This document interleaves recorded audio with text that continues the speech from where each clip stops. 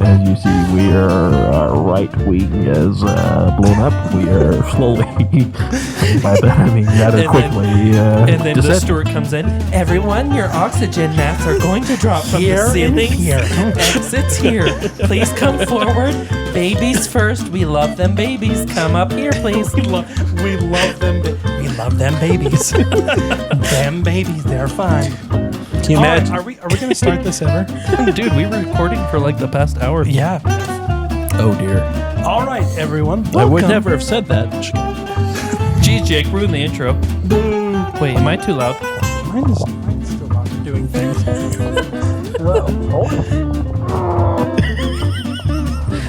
Why is yours so tight? I don't know.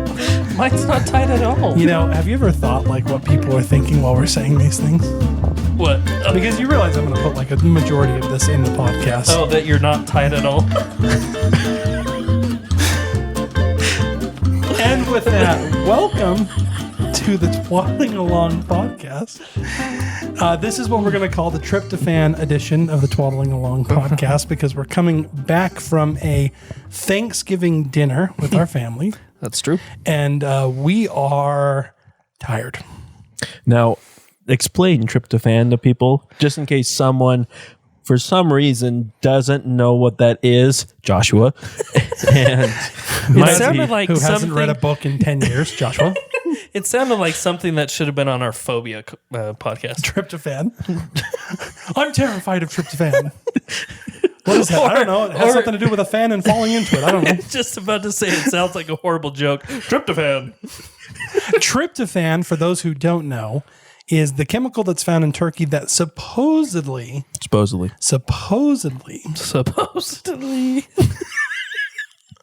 makes you tired. Now, from my understanding and reading into it, it's actually not the case. But you know something? This is a good clinical trial on whether or not this is actually it.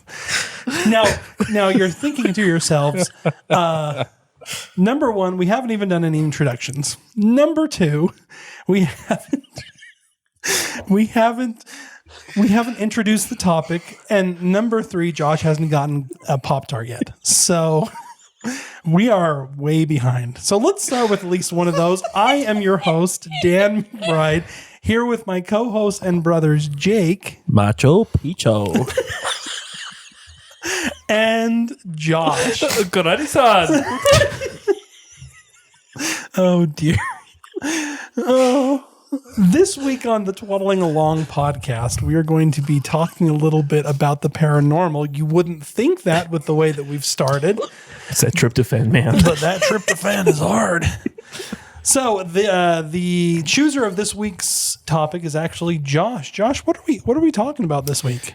We are talking about something that I really enjoy. Your glasses are all fogged up. Yep, that's what we're talking about. Fogged glasses. So when ghosts show up, usually what happens is things get foggy. Good point. You're not wrong. Thanks for today's podcast. We'll see you next week. Oh, gosh. No, we are talking about one of my favorite topics, and that's disappearing I'm sorry, I can't do this. You can't even get through a sentence, man. Man, this trip to what? Josh is tripping. I need to literally take... Do you see this? I do. That's why I mentioned it. Why is it just in a small corner right there? Because I have a very pronounced forehead. I see. Anyway, we're talking about civilizations that have randomly disappeared. Lost colonies is the topic this week. Are you thesaurus? Is that what this is? No, it's the places are actually called lost colonies. That's the general theme of it. Abandoned towns. I was being repetitive because we've gone off topic so many times so far that people need to know that we're talking about lost colonies or mysterious disappearances of civilizations. Yes, and so I'm really excited to talk about it. I'm going to try to keep myself together. I don't know why I'm laughing so much. It sounds like I'm crying, but... You are crying. And I'm squeaking at the same time. Oh, boy. So, yes, we are talking about... lost civilizations. That's not what we're talking about. We're talking about civilizations that have disappeared. Yes. Let me repeat it for those who are already lost. Lost colonies and disappearing civilizations.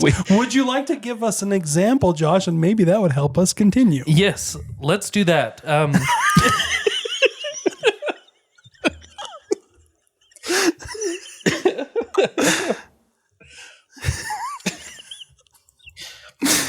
I'll help you, Josh. It begins with an R.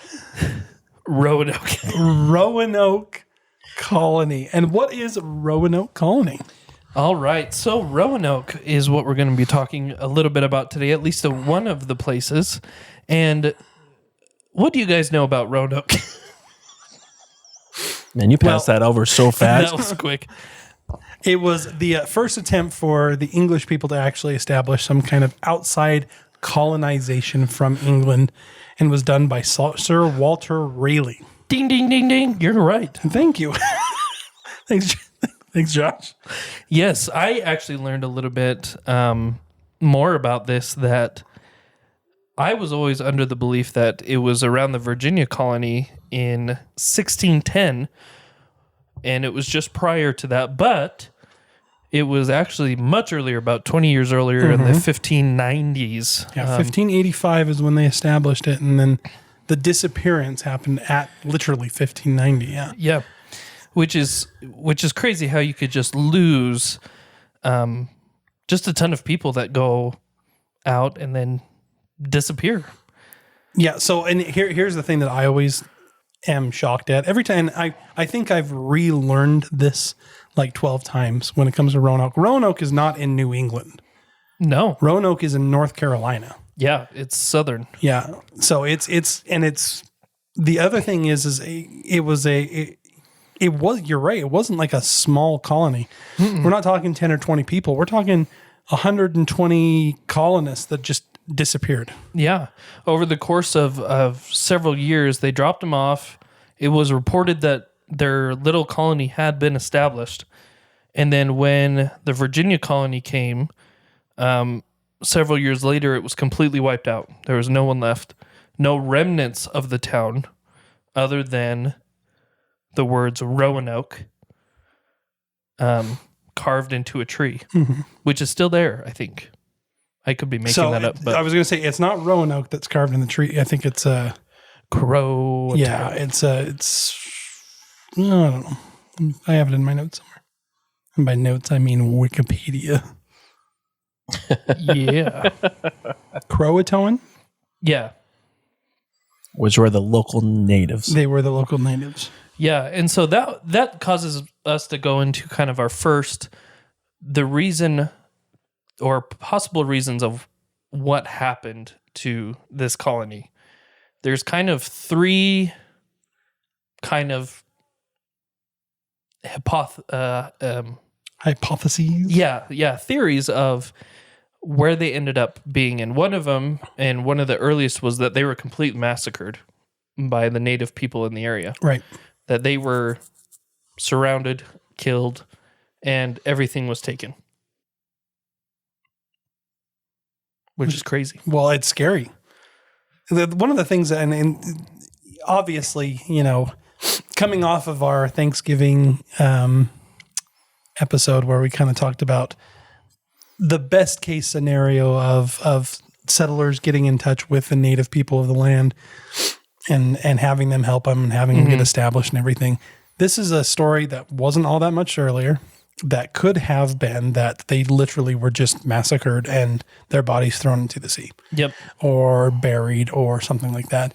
What I find it really interesting is, the Croatoan is what was written into the tree. Mm-hmm. That was actually an agreement.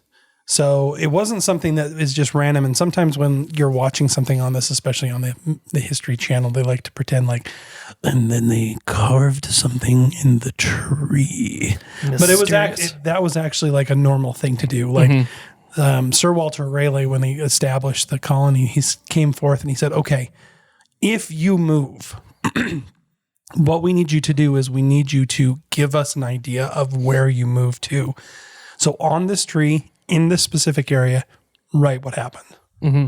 And it was fine. You know, it was, they got there and they saw the term Croatoan, and most everybody assumed, okay, that meant that they went down and lived next to the Native American tribe that was there. Mm-hmm.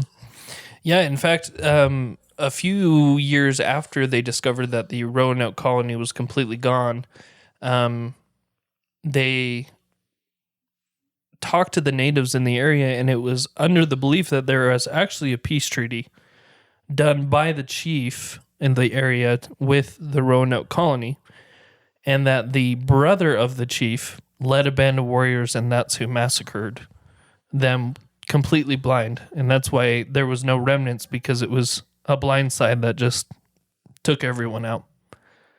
So that's one of the hypotheses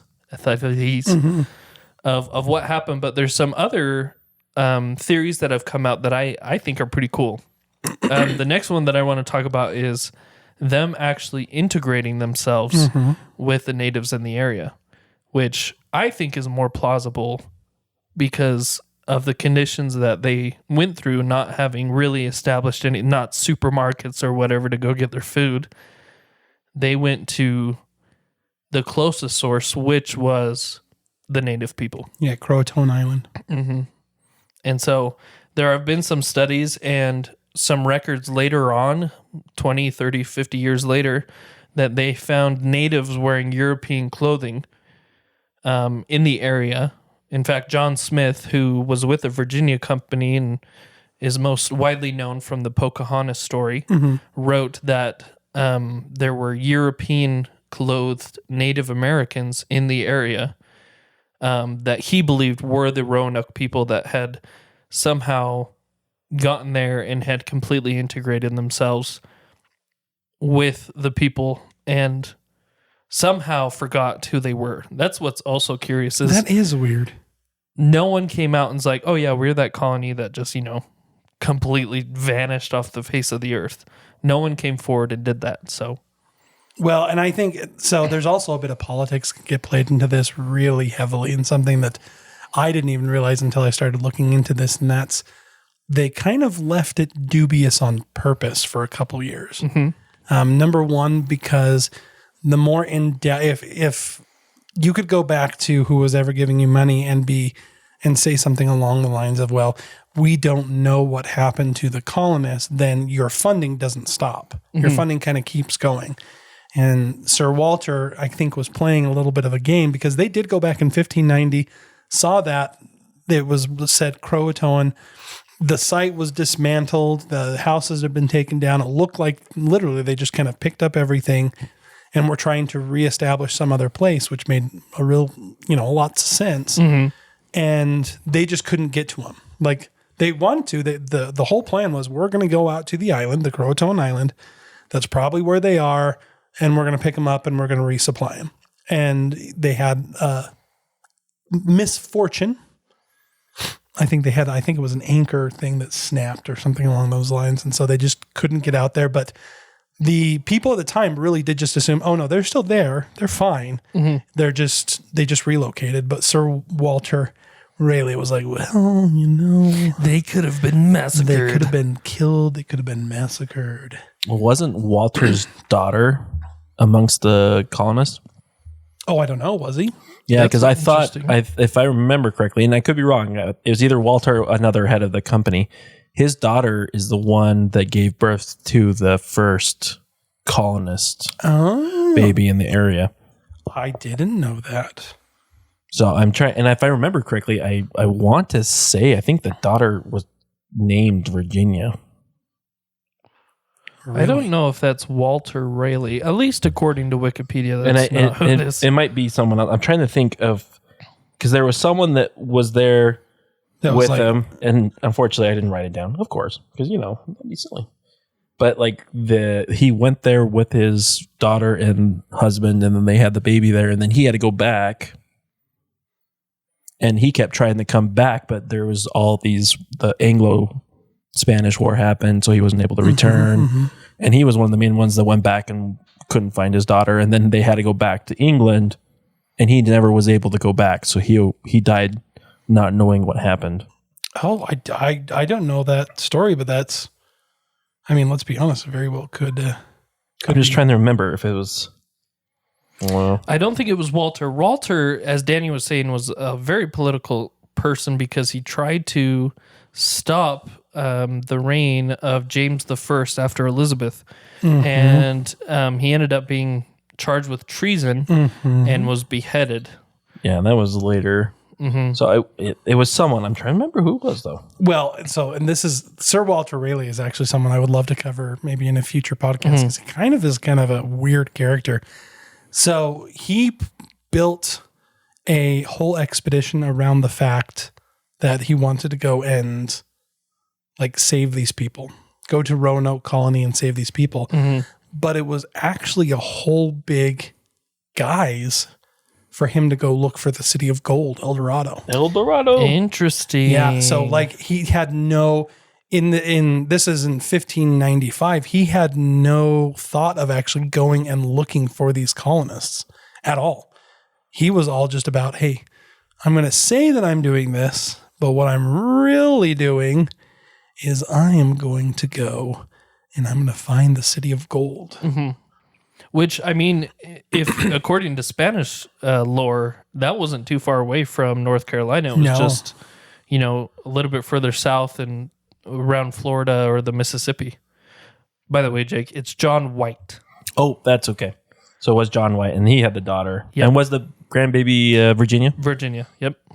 So here's diving into something else. So a few decades ago, someone was searching. It might have actually been closer to the beginning of the 1900s. They found rocks with carvings on them, and one of them looked like it had been written by the daughter of John Mr. White. And she had actually put in the writing that I can't remember if it was disease or something, but her daughter and her husband had died, and they were going to look for somewhere else since this place wasn't working out. And so she wrote stuff down, and supposedly they also found more rocks with more writing from other people as well, stating that there was probably disease. And that's the last theory that it happens was either starvation or disease that just completely wiped them out. They just couldn't survive. So this is such a helpless situation. So you are a colonist. You've been tasked to live in this new world. You go with 100 some odd people, which, if you think about 100 individuals, that number seems big, but what it is essentially is 15 households worth of people. Yeah. It's literally like a standard neighborhood street full of people that are getting on a boat and they're going to try and establish this entire new, essentially civilization. They get to this new area and they are diseased in all get out. I mean, they have smallpox, they have dysentery, they've got tuberculosis. You're trying to establish this new thing. You get a working kind of functioning society. You have a fort, you have houses, you get plants in the ground, you're doing all these things. And people who bring you over say, okay, we're going to be back in a couple years, not months, not years, with some resupply. In the meantime, just do the best that you can. And that's it. I mean, that is essentially how the United States came to be. It was just a matter of a bunch of people getting on a boat, sailing to a brand new world, and kind of being left to their own devices to survive. And it's a kind of a miracle that we don't have more Roanoke's, that there wasn't like more just disappearing colonies.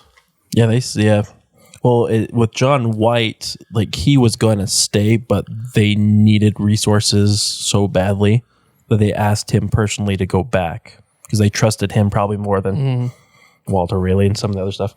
And so Eleanor Dare is the daughter's name. And they say from 1937 to 1941, they found the Dare stones. So some of them they do believe actually were forgeries, but there are many that believe that the first stone was actually truthful. And actually, I misspoke. It was not disease, but that her daughter and husband had died at the hand of savages, is what she put. So it was murder. Murder. But in some of the other stones, supposedly Eleanor had eventually married a Native American. But those are the ones they're not sure if it's forgery or... Gotcha. Yeah. So that's where the supernatural comes in, is like, where did they go?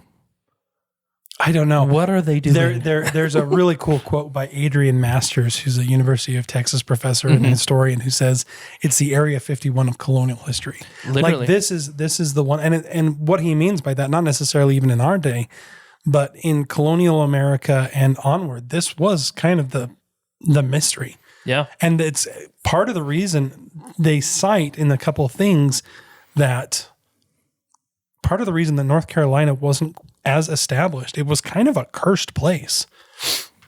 Now, obviously, we have a lot of, we have further research that probably claims that we kind of have an okay idea that it falls into these three things. But I mean, there was, at the time, they were throwing around hypotheses of the devil came on the water and stole the children and drowned the parents. That they were used in ritual human sacrifice. I mean, they were kind of all over the place. Yeah. And I love that. And what I mean by that is just how quickly a story can just go from 0 to 60 from, oh yeah, they probably moved because they weren't doing so good and they wanted a better fortified location, to, oh yeah, so the ancient god of the Indians came down and took their left arms, and then they all died. Yeah. I mean, it's... Things are blown out of proportion. And we kind of see that all the time, nowadays with news threads and whatever. You get passed from one person to the next, and it explodes. Well, I look at it. Imagine if you didn't know history, you didn't understand history, you've not seen the news or anything, and you come across Chernobyl. Oh, yeah. Can you imagine, like, you look around, animals are acting weird, some look weird, you feel weird, something's wrong, and immediately you'll probably be like, okay, this place is cursed, something's going on with this place. Yeah. Interesting. So, Jake, are you suggesting radiation for Roanoke? Not so much that. It's just like, it's one of those that if you have disease, if you have people dying off, if you're out of resources and you just leave and there's nothing more about it, anyone who doesn't understand that as the background is going to come in and immediately want to come up with theories. Which leads us to the next one. Machu Picchu. Before we get to Machu Picchu, because I really like Machu Picchu.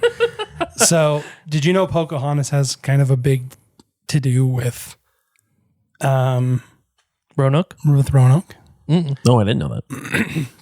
There is some thought that her father, Powhatan, that the settlers probably did try to go to Croatoan, which is an island, and probably found that it was rocky, which it is. It's a rocky, pretty nasty place, and decided to go to Chesapeake Bay, which is where they were actually trying to get to begin with. Virginia Company. That was the whole idea, is that they were trying to get to the Chesapeake Bay.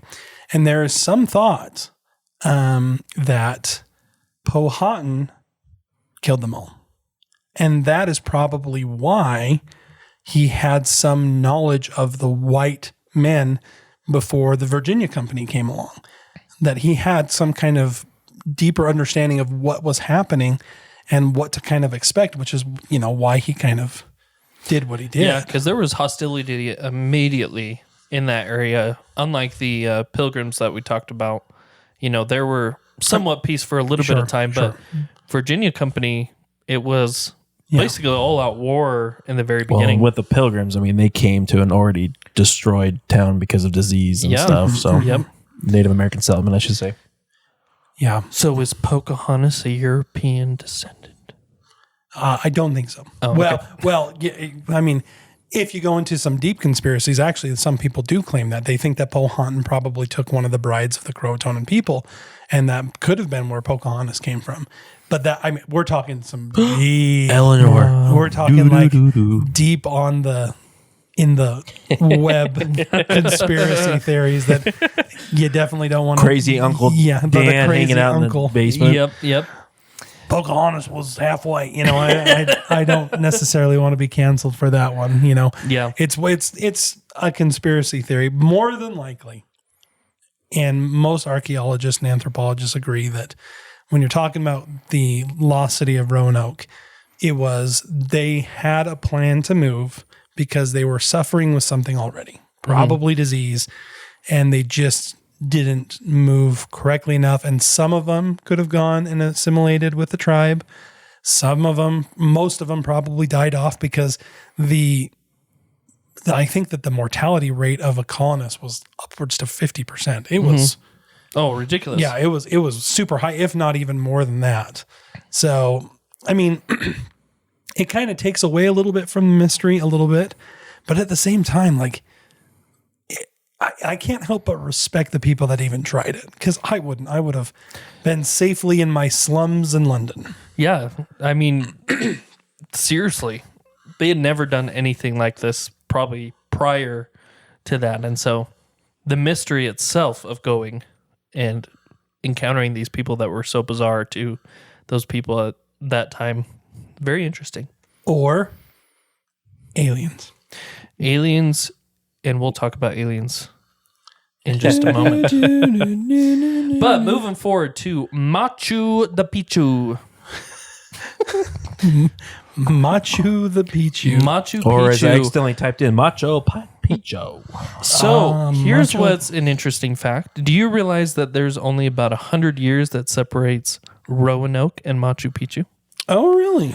Machu Picchu, I thought, was a lot earlier in the timeline, but they were actually, Machu Picchu was probably built in the latter part of the 15th century, so like 1480s, somewhere around there. And it only took 80 years. And after 80 years, the entire civilization was abandoned. So go ahead and give us, where is Machu Picchu? What is it? Machu Picchu is in the top of the Andes Mountains and is part of the Incan Empire. So this is after Christopher Columbus sold the ocean blue in 1492. Kind of thing. The Spanish were starting to move further inland in South America. So Cortez, some of the others had started making contact with the empires there, the Aztecs, the Incan empires. And this Machu Picchu was basically a palace in the sky. For those of you who don't know about the Andes Mountain, they're sheer cliffs, basically. They're part of the Rocky Mountain range, basically. So it goes, the Andes Mountains are in the South American continent. And if you continue on that continental, where the continental tectonic plates split, that goes all the way up into the Rocky Mountains, into the United States and into Canada. So it's all part of one line. But the Andes Mountains are very tall, very steep. And the people there, the Incan people, had learned how to use the mountains as an advantage. But they couldn't escape because, like I said, within 80 years, this massive town that was built was completely abandoned and forgotten by people for another 400 years about. I know that I was just reading a little bit about this. The Spanish actually called the place Pitcos, and they did describe it as being like full of not just like beautiful buildings, but majestic, gigantic, huge, wonderful buildings that was erected with great skill and art. They had lintels on the door, which are these giant, beautiful, like rock archways. And it was considered just to be like the cream of the crop, like the Incan Empire's seat of power. Yeah. And in fact, a lot of the archaeologists who have studied Machu Picchu believe that Machu Picchu, even though it was a city, was actually an inheritance of the king of the Incan Empire. Oh, really? And it's associated with some of the popular ones like Tupac, not the rapper, but the Tupac Emperor. Tupac is alive and he's at Machu Picchu. But it was an inheritance that was given to the emperors or the kings of the Incan people. So I'm going to bring in something random. Emperor's New Groove. Emperor's New Groove, Machu Picchu. I love Emperor's New Groove. One of my favorites. But I was thinking about Emperor's New Groove, and I'm thinking about the emperor himself and where he lives. Because, I mean, etymologically speaking, we're talking kind of similar reign. Yeah. And so you're saying that Machu Picchu was like the emperor's palace in Emperor's New Groove. Correct. Literally like this beautiful thing where everybody around was just to serve the emperor. Crazy. I didn't even think about that. Well, it kind of seemed to be similar to the pyramids too. From what I was looking into, is that was also a place to bury individuals of a higher class in the Incan culture. Yeah, it's above what's called the Sacred Valley, and that Sacred Valley into Machu Picchu became almost like the Valley of the Kings for the Incan people. And so that gets you going just with ghosts, with different things that could be a cursed land.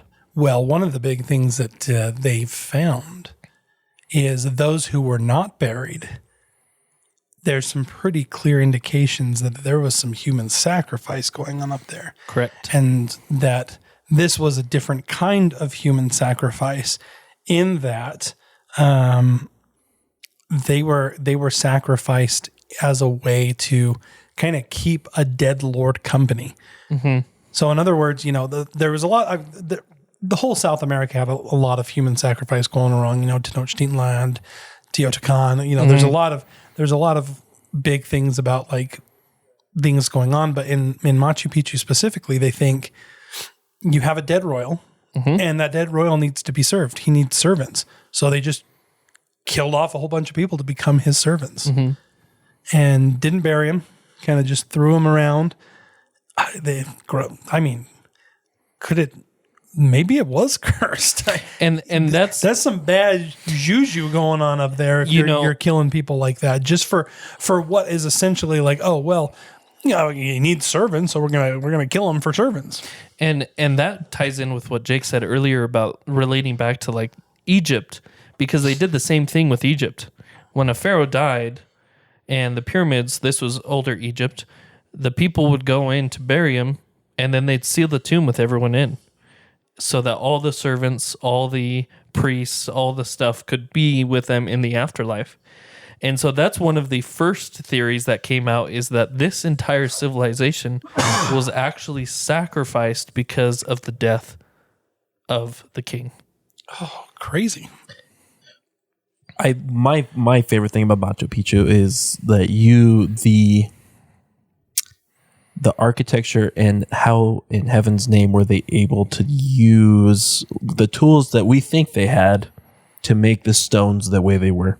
So much so that you can't fit a piece of paper. You can't fit paper. You can't do any of that. Like, they were cut so precise. So it's interesting, like, because at the time you look at the Spanish coming over England, and really, I mean, they're hitting the Renaissance. They're hitting all these major milestones and industrial things, and already over on the other side of the world, even though they were considering these people savages, they actually were performing these huge feats in architecture, building. They're the largest civilizations were actually on there. I mean, Mexico City? Was one of the biggest ones. It was larger than London. Yeah. Yep. Yeah. Have you guys ever heard of out of time artifacts? Ooh, let's go. Let's do a little deep dive into some conspiracy. So out of place artifacts are something that is reported to be a technology beyond what it was believed was capable at the time. A really good example of one is like the Baghdad battery. You guys ever heard of the Baghdad battery? Yep.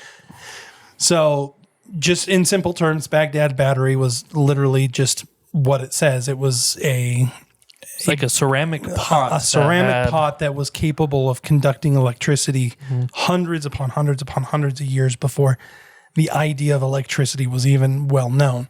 Well, there's a lot of people that believe Machu Picchu itself is kind of, all of it is an out-of-time artifact. It's this idea that either you had a lot of people taking really, really special care to build this, or there was a technology that was being used for Machu Picchu that we haven't either discovered or was beyond what we are giving them credit for.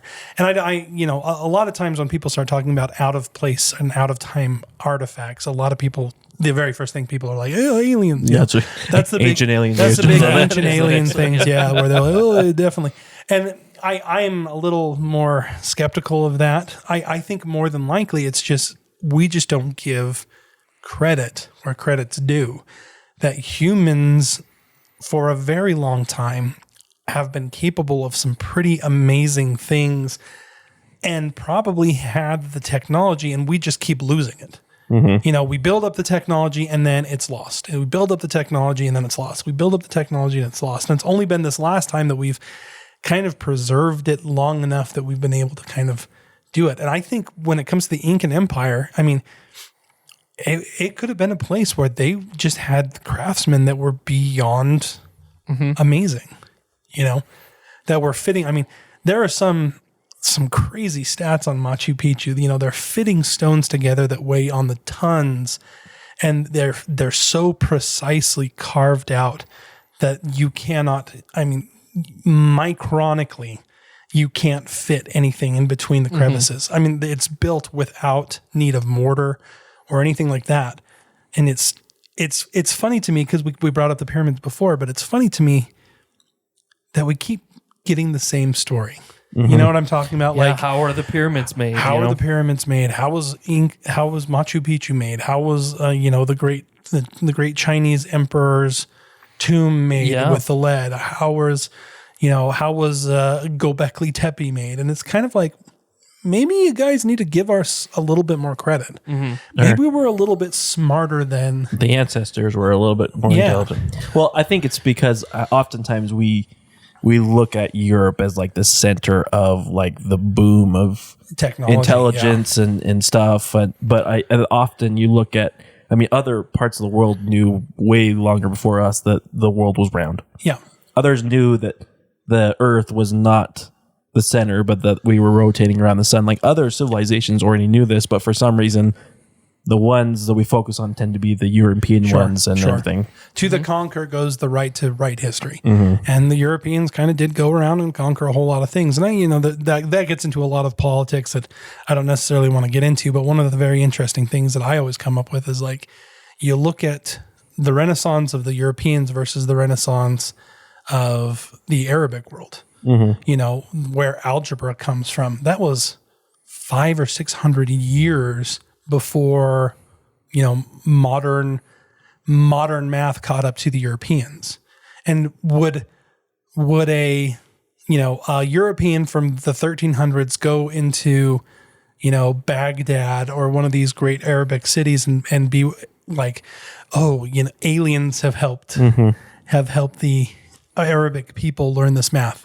I just, give us a little bit more credit. I think that we're pretty amazing. Yeah, Machu Picchu really is I was an architecture student for a little bit in high school and a little bit after, and it is a architectural masterpiece. It is. For example, there are no river. It's near a river, but it was impossible to pump the water from the river up to the place. But there's no water source up on top of this hill.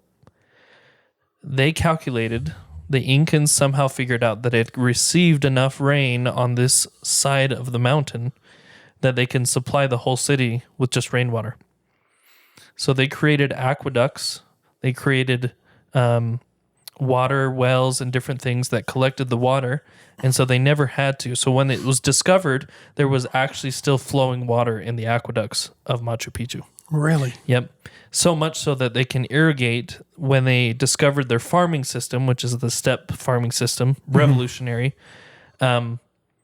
Which, explain what that is really quick. So the steppe agricultural system is basically you can grow crops on the side of like a cliff, and that it's built almost like stairs, and that you have a flat ground that you can do, and it's very, space. Well, like it's really an amazing thing for those living in mountainous communities, but you could still irrigation was still connected to those. So if they wanted to, they could still plant crops and they would grow just like they did. Which, and from my understanding, like there were still people planting crops on the Machu Picchu land, even though Machu Picchu itself was overgrown and pretty much destroyed. Yeah. So this is the thing that gets me. And this is where the paranormal side of me, the conspiracy side of me kind of gets going. You have this wonder, this absolute impeccable city that was built for the living. You know, you've got a huge farming system, you've got aqueduct water system, you've got all this amazing thing. Why would you leave?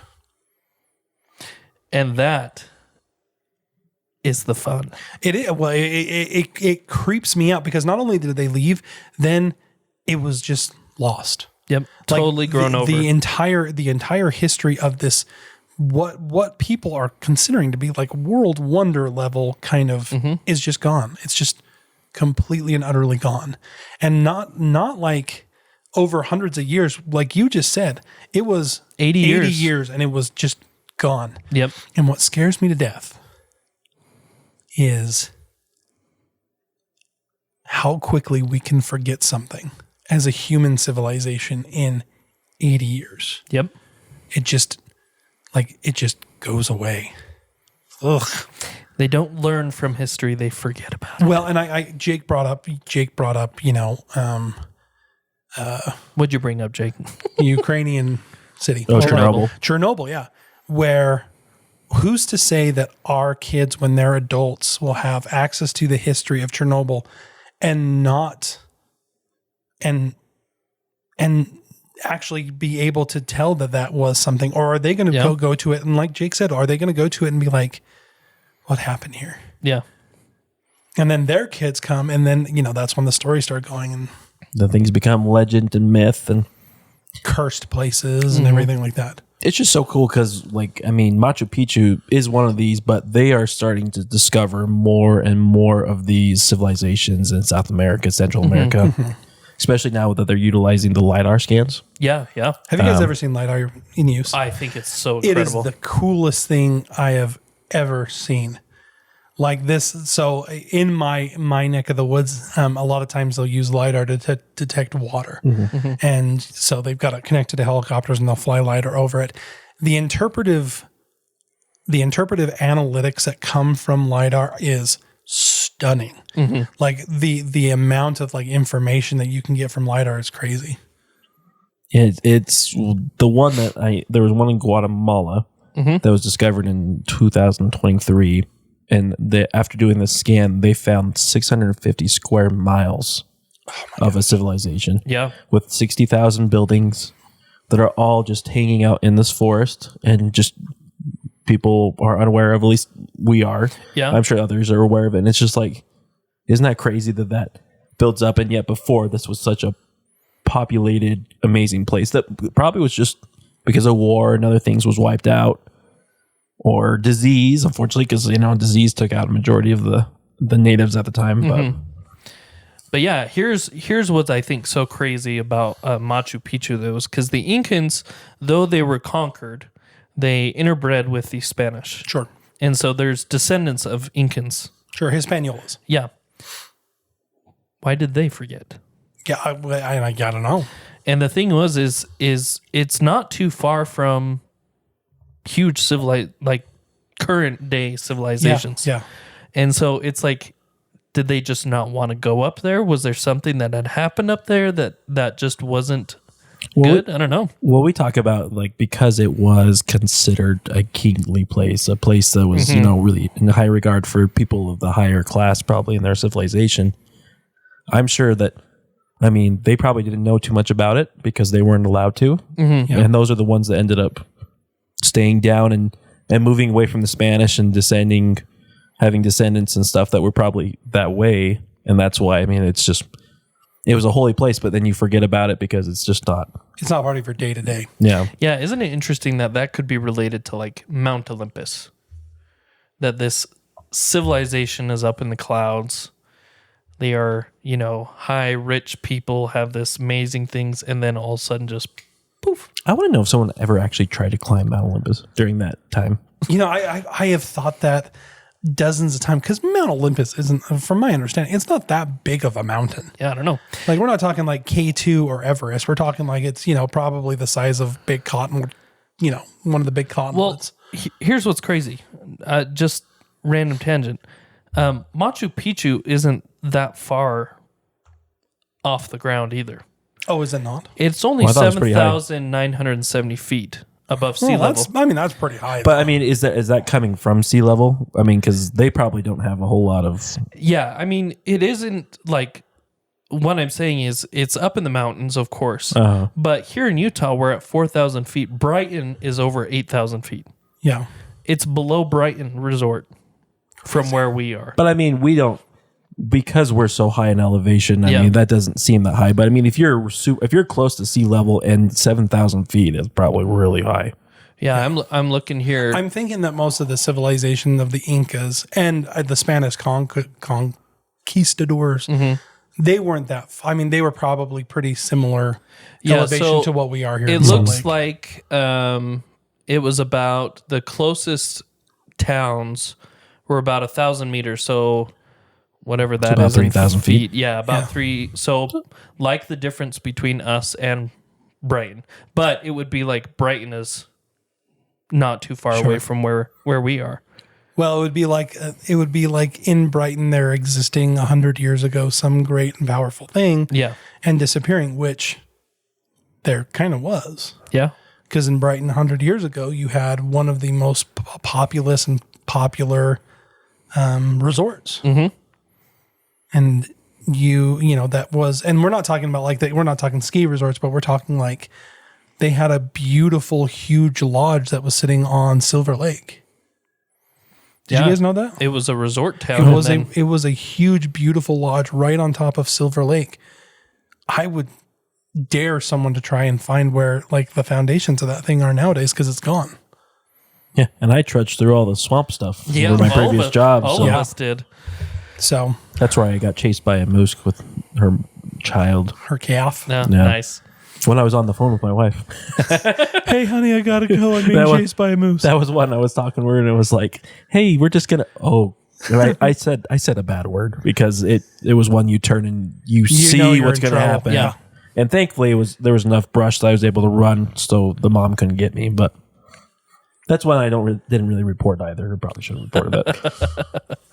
It is interesting, Josh. You brought up something that I'm going to be thinking about for a while, and it's going to be something that's going to have to be in the future that we talk about. But the idea of mythology being rooted in some kind of Truth. Yep. But specifically, we're talking was there an ancient civilization that was near Greece that people adapted the reality of their kings and queens into their mythology? And was there a Zeus? Is a perfect segue, Daniel, to our last city that we're going to talk about. Atlantis. No, we're probably going to have to do a whole podcast on this someday 100%. because there's so much. But Yes, but Atlantis is a civilization written first in recorded history by Plato. That's right. And that was the first time it was recorded, but it has been found in several writings after Plato. Sure. And so did it exist, or is it just a metaphor? And this is where the paranormal starts coming in hardcore, because I will just tell you that my belief is I think it did exist, and I think it's old. Yes. In other words, I think that there was probably some city-state, probably the very first foundational city of humanity, where they had budding technology, and it was kind of the place of the ancient world. Did you guys ever see 10,000 BC, that movie? Yeah. Terrible movie, to be completely honest, but there is a really interesting thing where you have these hunter-gatherer people that are entering into this majestic cityscape. And I kind of think that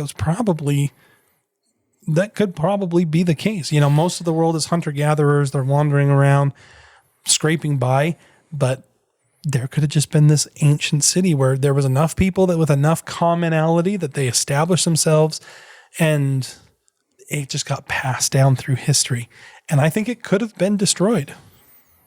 Well, and I look at it as it's interesting that Plato wrote about it. And Plato, I mean, in his writings, I think Plato said that it was an old city and it's been gone for, quite a while. And it's one of those that's like, okay, where did he get that from? And that is where I think it's very supernatural, because I'm going to kind of go on a tangent for a little bit. If you look at other ancient civilizations, the Sumerians, the Assyrians, the Greeks, the Egyptians, all of them talk about a certain period of time where there was a flood. Yeah, cataclysm. Yep. The Great Deluge. Yep. You look in the Bible, you have the story of Gilgamesh. You know, all these stories that talk about a flood. This is the theory, according to Josh. What if Atlantis Conspiracy was the civilization before the cataclysm? It could be. And that, it, like Jake was saying, where did Plato learn it from? It was passed down of the survivors or the descendants of these people, that there was this city and it was destroyed completely by water. Because nowadays, I mean, Atlantis is Aquaman and, you know, all this stuff. Yeah, Atlantis, Bahamas. Yeah. It's a resort. But That's actually, so it's funny that you say that, because when I was looking up Atlantis earlier, that's what the very first thing that pops up when you put in Atlantis is Atlantis, Bahamas. Yep. And I was like, I need a vacation. That's exactly right.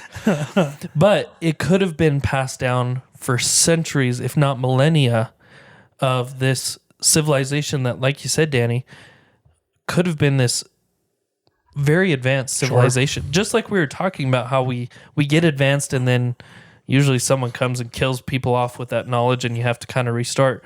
This could have been that place that had the knowledge, but because of some sort of event, cataclysm, flood, they were wiped from the earth. Well, and it's crazy, because even though Plato is the initial writing, there are writings that don't necessarily say Atlantis, but you know, Assyrians were talking about ancient civilizations that had great gardens. Yeah. You know, and a lot of people are like, well, that's probably the Sumerians who came before the Assyrians, but we don't know. We don't know.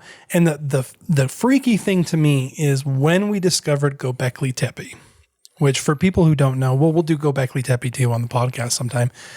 But it is the oldest recorded archaeological site when they've dated it back to about 10,000 BC. And the architecture there is stunning.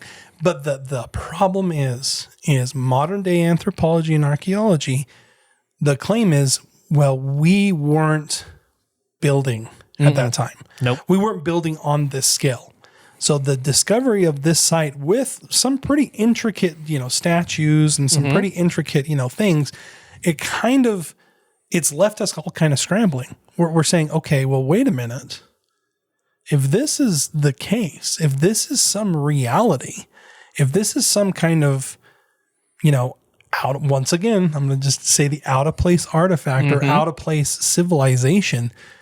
Well, who's saying that a civilization couldn't have cropped up 12,000 years ago or 13,000 years ago? And would there be anything left? Yeah. Would we have any kind of thing to look at archaeologically? Because, I mean, in South America, it takes 300 years and they are gone. Yep. The jungle has taken it, and it takes LIDAR, an advanced technology that has only been a couple of years around, to find them. But up until that point, these great civilizations are gone. So that's 800 years ago. What about 4,000 years ago? What about 6,000 years ago? What about 12,000 years ago? Where could there have been an Atlantis, that this great ancient civilization that, because it's gone through so many cataclysms, has quite literally wiped off the face of the planet? Yep. Mind blowing. It does. This kind of stuff, it gives me the heebie-jeebies, because it's one of those things like, okay, what have we forgotten? Yeah. Are we that smart now? Yeah. And then that's the thing that throws me, is like, are we as smart as we think we are? And number two, are we forgetting something important as a civilization?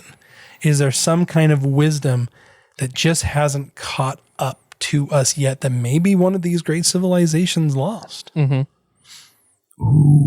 Aliens. I just think it's cool because, I mean, I think of the, especially now, I think we're starting to realize that we're not as smart as we think we are. Where for a while, I think people were like, oh my gosh, look at me, we're doing amazing things. But then you look back and you go, wow, there's all these mysteries. I mean, you have Stonehenge. Yeah. Where you're like, that doesn't make any sense. How did they do that? You have the, what's that? Where the heads? Easter Island heads that weigh thousands and thousands of pounds. And yet they made hundreds of them. I just think that's so cool because that means that there probably is something that or you have the, I mean, you even just talk about the pyramids. I mean, archaeologists have gone back and forth a dozen times on how the pyramids have been made, and they say, oh yeah, we figured it out. This is how it's made. But then someone comes out and says, now hold on a second. You're doing this with a portion of the weight, not the full weight of those stones. So how do you explain the full weight of those stones?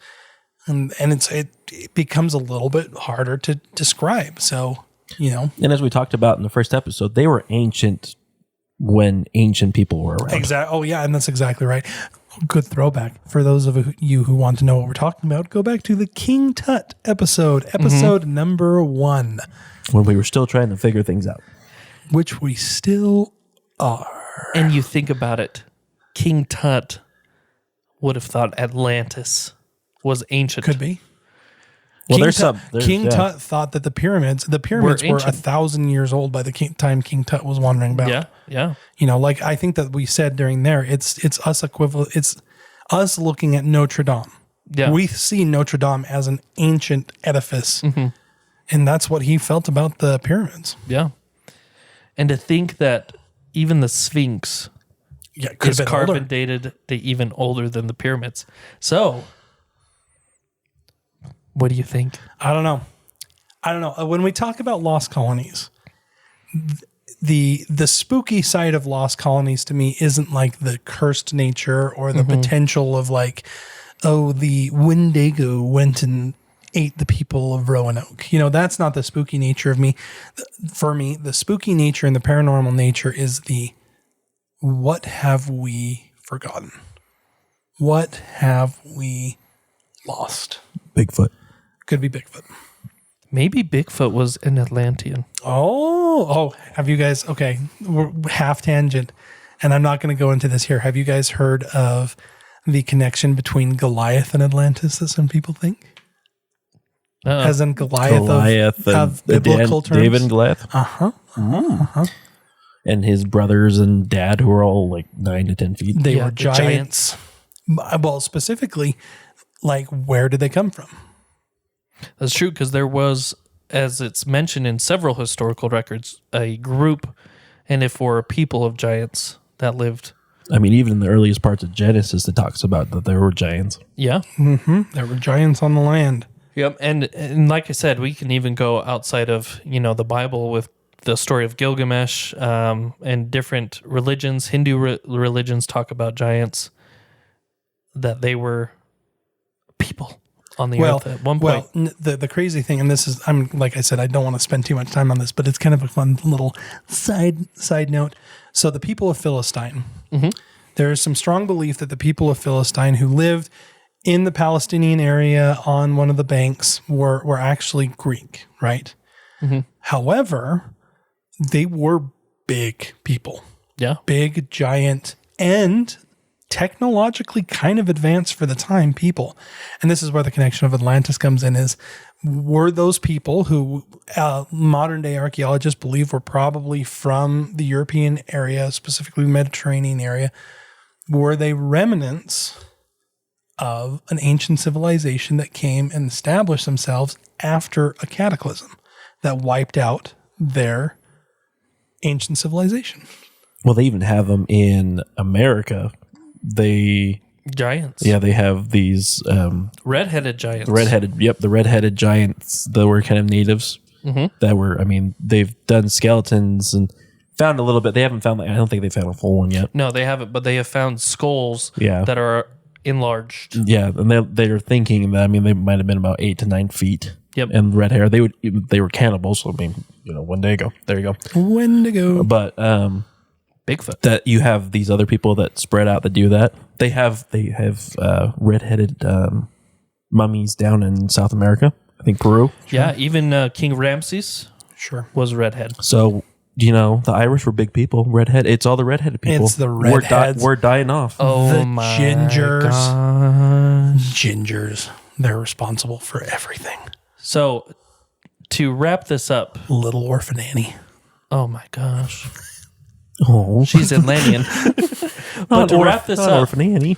we talk about these civilizations that were years and years and years and years ago. What is a more recent event where things have gone? We have ghost towns all over Utah. Do you guys know that we have a ghost town that is kind of a spooky ghost town that's not too far away from us? Where? And that's Copperton. Oh, yeah. Copperton is sketch. So Copperton is still, there's still people that live in Copperton. Yeah. And if you live in Copperton, it's a cute little area. You have a lot of mosquito trees. Yes, we do. But one of the things that is kind of spooky about Copperton isn't Copperton itself, but it's what's below or what happened above Copperton. Yeah, the Bingham. The Bingham mines. Yep. See, Bingham and the Bingham Canyon was very populated. Yeah, a thriving community. We're talking tens of thousands of people and cities that for their time were probably about the largest cities in the general area of and like second largest only to Salt Lake City. So you have this whole civilization that is gone within only a matter of a few years. and you would never know. Because it's buried under hundreds of feet of tailings right now from the mine that's above it. But at one time, it was a town of thriving culture. A lot of Basque Spanish came over, and that's where they settled and did a lot of mining. And it is gone. There is nothing left of it. This is crazy. Or you think about Echo. Yep. For Utah people, Echo Reservoir got its name from the town of Echo, which the reservoir covered. Wasn't there another reservoir that they had to drain in the town? It's the first time you were able to see the town in like 100 years. So, Yeah. Yep. Yeah. So, we do it even now. And that's what's crazy is what did they know? Like you were saying, what have we forgotten from those towns or places, or what story do those hold? Yeah. What culture was lost? Yeah. See, that's my big thing is the people had their mythology. They had their culture. They had their stories. And just like Inca, just like the Roanoke people, just like any lost colony, lost civilization, the remnants are gone. They are lost to not only time, but history itself. Yeah. And that's what's crazy to me is they are lost, that things like that can be lost. Huge, probably, we look at them on huge impacts of time and impacts on history, but they're gone. They're gone. I look at, I always watch a lot of history stuff. Anyone who knows me knows that, but I look at even cities that have built upon cities. Sure. Who have built upon cities. Sure. Who have built upon cities. A lot of Roman cities are built on ancient Roman foundations or buildings. London. Yeah. London in England is Roman. It's a Roman encampment. Well, they were just doing some construction work, and they just found another Roman road that we're unaware of. Yeah. Yeah. Yeah. It happens all the time. And it's like I said, that is the paranormal side to me. Literally the definition of paranormal being outside of normal is that the idea of that we are so quickly evolving, if that's even a good word to use it, but we are so quickly moving through history that we fail to preserve those things that probably we should have preserved. Yeah. I look at one more example of just forgetting King Richard III. Lionheart. No. Oh. Is that Lionheart? I think it is. I thought that was the Hunchback. Well, let's find out. Anyways, keep going. But they found him in a parking lot. Oh, yeah. They did. Yeah. They found him in a parking lot? Yeah, his grave was lost to time, and they started digging in this parking lot to replace it, and they found his grave. In 2012. Yeah, recent. So you mean someone could have been parking on royal land? Yeah, yep. Now, there's a whole conspiracy that it was probably put there because he was a horrible king. But yeah, I was going to say, so he was. Is this Lionheart or whatever? No, it is not Lionheart. It's the I Hunchback. apologize. It is the Hunchback, and he was actually the last in line of what they call the Plantagenets. Plantagenets. Yep, of the. Well, bless that man. He had a hunchback. Yep. But one more thing that I'll bring up is, I'm also huge into family history. Look how many family history members we've lost or we've forgotten. Some people keep records of their family for generations and generations, where most people don't even remember past their great-grandparents or even great-great-grandparents. Or heaven forbid, there are some people that do not know anything past their grandparents. Yeah. And so you think of those people that if we don't keep more records, this is a shout out to my journaling fans and people who don't journal but need to journal. Keep a journal because you don't know what that could do to preserve and help communities in the future. Because guess what? Maybe we'll become Atlantis. Well, you don't want to be lost to history. Yeah, lost to history. Part of immortality is being remembered. Yep. Is that what our podcast is? It's our journaling. When people pull this out later, they're like, oh my gosh. This is our immortality, boys. This is the thing that our children will listen to well after the time that we are gone and go, what? We'll put it on cassette, CD, digital, so sorry. record. Can we send it to space? Send it to aliens. The aliens. See, we got to always bring it back to aliens. Hey, aliens, if you're listening, leave Earth alone. I'd just like to point out they decoded. Did you hear? No. Did you hear about this? They decoded. Decoded or declassified? No, decoded the practice SETI thing that they received from space. Ugh. On that note, final thoughts. Jake, we're going to start with you. So I looked up picchu because I was kind of concerned maybe I was swearing in Spanish. Good news is it doesn't look like it's a swear word, but I did find out its Urban Dictionary definition is incredibly cheesy, corny, lame, or trying way too hard to be cool. Oh dear. So nice. In other words, I think I just described myself. We're all peachos. So I apologize for any macho peachians. I don't know what you call it. I just probably offended a whole group of people. But I probably said that. I promised you guys are cool. You're not corny or lame. Most of you are probably gone now and on the other on the other side, trying to haunt me now. But ooh, don't go to Machu Picchu. They'll get you. Okay, my final word. I will tell you, I love Lost Civilizations. I do. And I was super looking forward to this one. And I think we've only kind of scratched the surface. I think it's something that we'll have to come back to and do some deep dives specifically into Atlantis. Yes. Because that one is just too much fun. Mm-hmm. I also want to talk about Göbekli Tepe a little bit. We only scratched the surface a little bit on that one, and that's a whole lost civilization. I want to talk about the Sumerians. I want to talk about the Babylonians, who here was this great civilization that in the Bible is considered like the downfall of civilizations. Where the heck did they go? Mm-hmm. So we're just scratching the surface, ladies and gentlemen. Josh. My final thoughts. you had a whole long time to think about this, Joshua. Come on. I'm pausing for dramatic I'm effect. sorry. Oh, I apologize. I'm being peachy. Are we causing lost civilizations? Are we the cause of people being forgotten? Ooh, we should start saying people we want to forget about. No politics. Oh, no, I wasn't thinking politics. So on that, like I said, are we the ones causing civilizations to disappear? Yeah. And here's my thing. Dang McBride clan. No, I don't think we are. Oh. Okay. Well, that was good. That was dramatic and I think we're at least downer. I think we're at dramatic least we're and at the end completely pointless. at least somewhat civilized enough to keep a record of the people we murder. Oh, jeez. We started this podcast as being completely out of control, and we've ended this on the fact that Josh wants to keep a record of the people that he murders like some kind of psychotic serial killer. So with that, Go find a lost civilization out there.